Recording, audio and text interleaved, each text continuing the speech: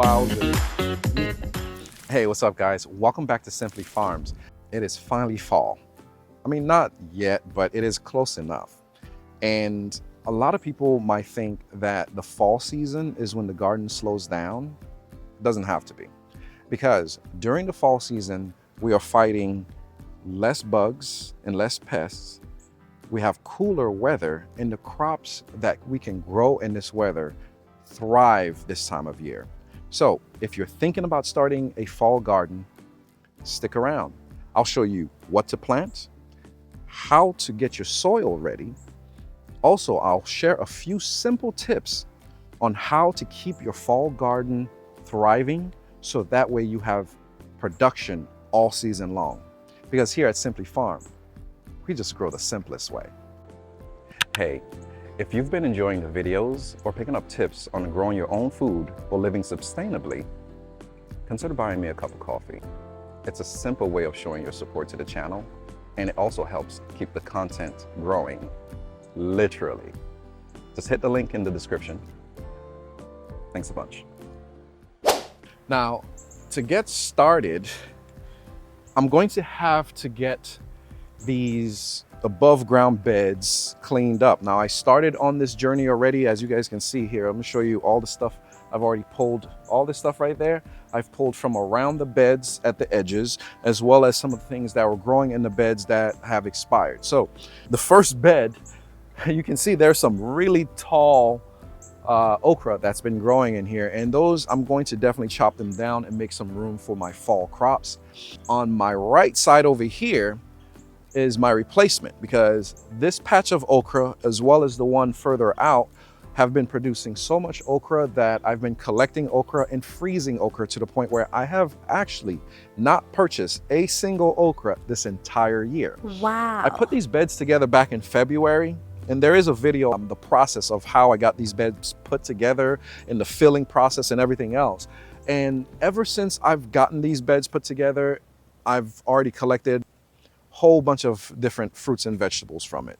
I've been growing watermelon in them. Right now we have okra and eggplants that are still in here that are producing. I've grown onions, I've grown tomatoes, I've grown garlic, I've grown peppers. I've grown everything you can imagine in these beds. And at this time of year, it is time to actually clean them up.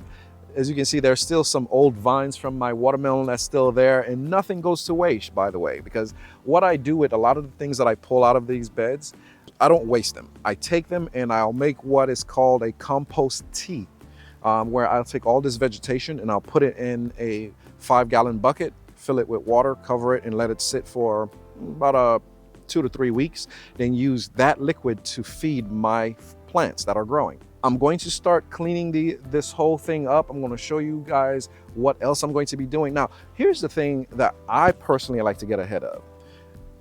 Because not everything that I'm going to be growing this fall is going to be directly sowed, there's some things that I will have to grow seedlings for. I like to get a jump start because I want to make sure that when I transplant any kind of seedlings into these beds, that the roots are mature enough and strong enough to sustain them. And I want to make sure that right now, because I have a bunch of okra growing in here, I can kind of use this okra as shade, because there's some things that I'm going to be growing that are not going to want any direct sunlight. And right now the direct sunlight is very hot. And these okra patches that I've been growing actually are producing a good amount of shade to where all the openings around them, I can start growing things like lettuce, kale, cabbage, or anything to that nature. Now, before you start doing things like that, you have to make sure that you're not growing something that's going to be combating what you have already.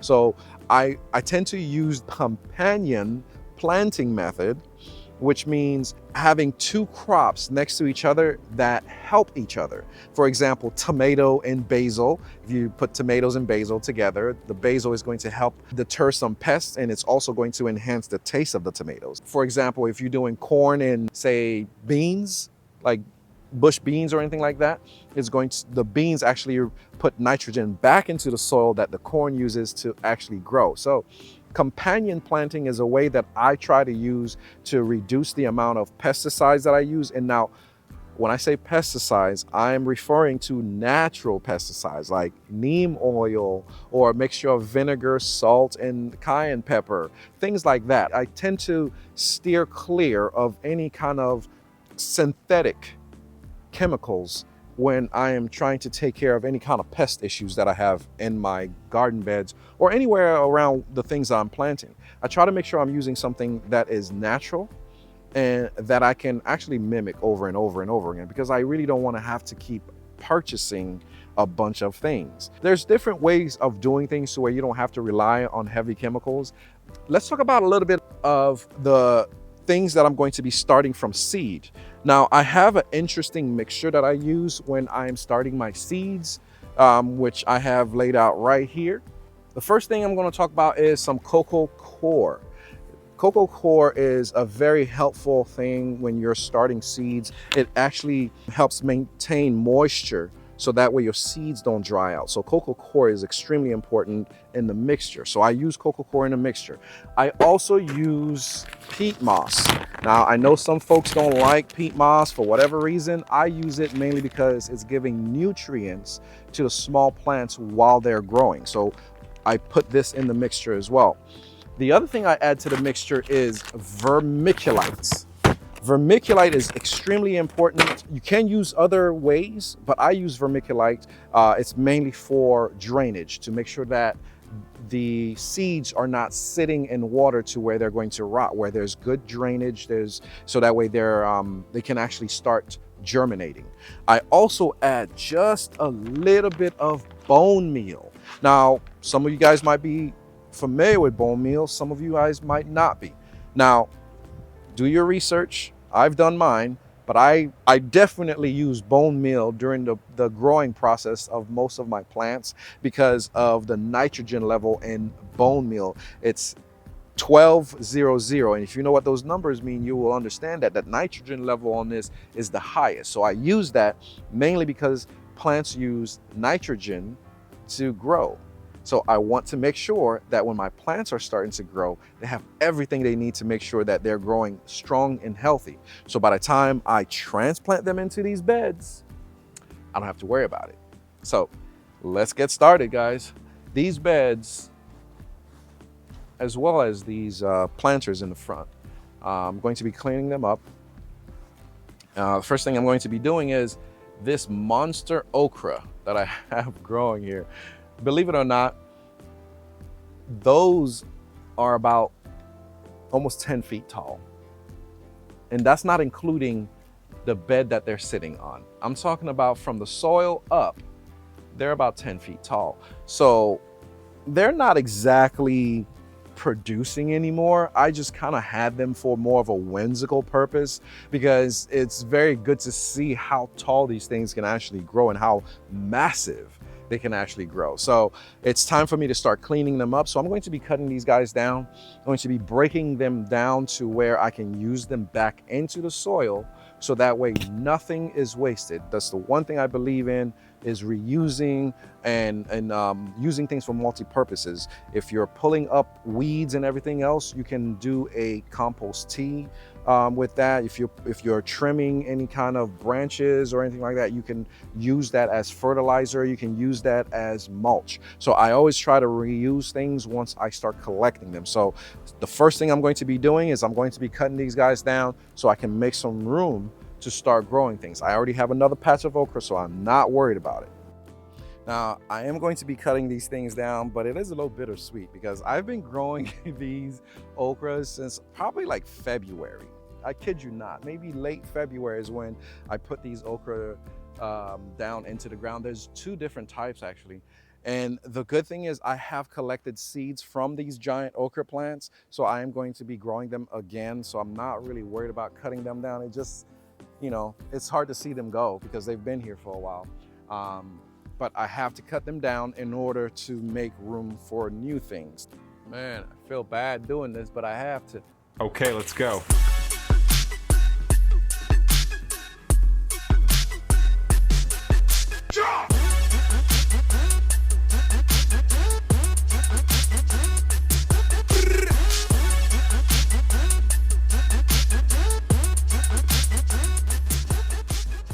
I couldn't help myself. I have to measure this because I have never seen anything like it.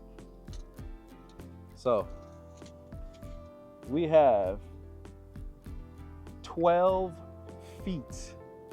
This is a 12-foot okra plant. Are you serious? Wowzers. Let me hold it up for you guys so you can see. This is a 12-foot okra plant. Can you guys believe this? This is a tool that I like using, and you'll see it in my tools you'll need in the garden series. But this is a very useful tool because it turns the dirt for you. It aerates the dirt and it gets it ready so you can start mixing other things into your dirt, because I'm going to mix some more dirt in here, some compost, things like that, so that way these beds can be ready for me to direct sow anything that I need right now. And whenever I transplant anything, they're ready to go as well. I'm going to be using this guy. Geez, the name escapes me right now, but if you watch the video, you'll see when I speak about this device. So all I'm doing is I'm sticking it in the dirt and I'm twisting.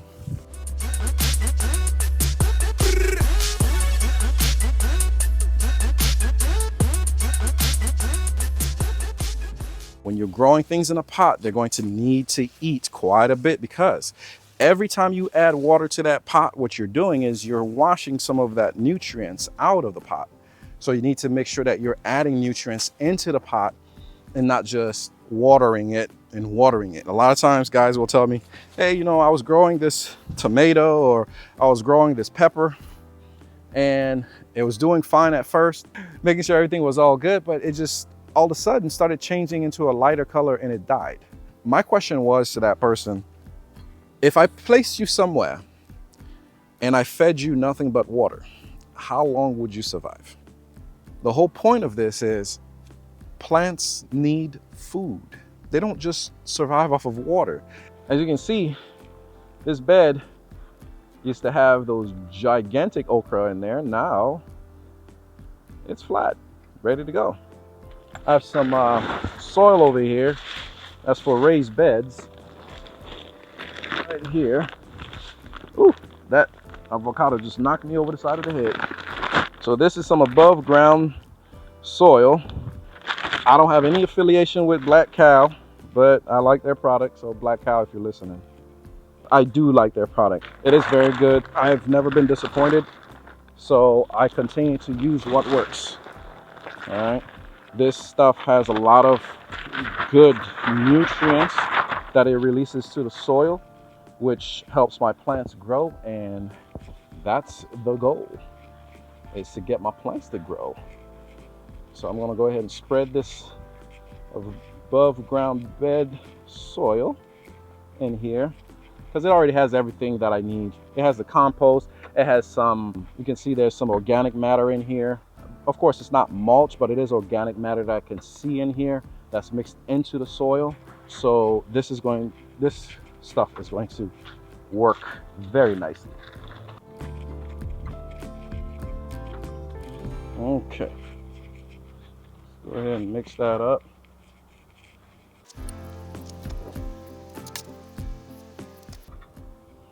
Got some critters running through that soil.